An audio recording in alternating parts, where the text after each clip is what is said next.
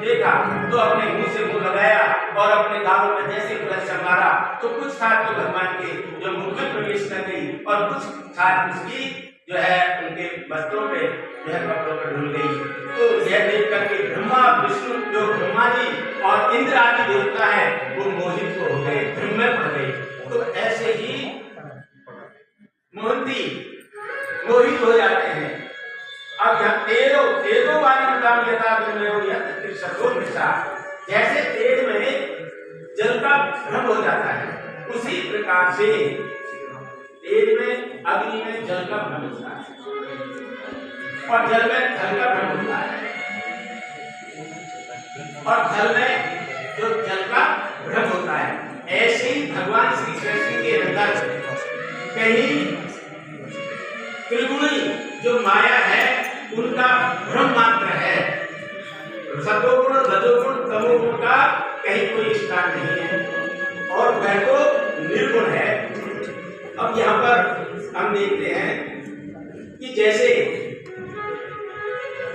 लंका में हनुमान जी महाराज की पूंछ में आग लगाई थी। अब उस पूंछ में आग लगी तो माता सीता के पास जब पूंछ बुझा कर गई तो उन्होंने पूछा कि पुत्र क्या तुम्हारी पूंछ जल गई, क्या हुआ?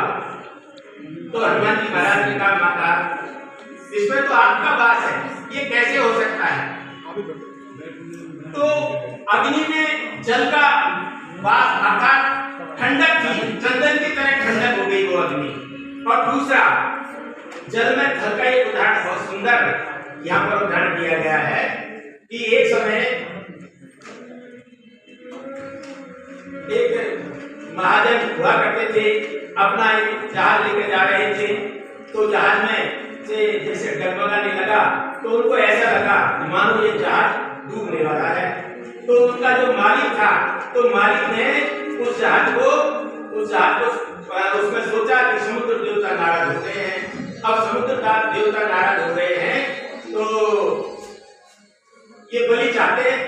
तो उन्होंने एक व्यक्ति को उठाया और उसमें समुद्र में फेंक दिया। अब तो समुद्र देवता की ऐसी कृपा हुई, भगवान ठाकुर जी की ऐसी कृपा हुई कि वह लंका में जा पहुंचा और विभीषण जी के पास पहुंच करके और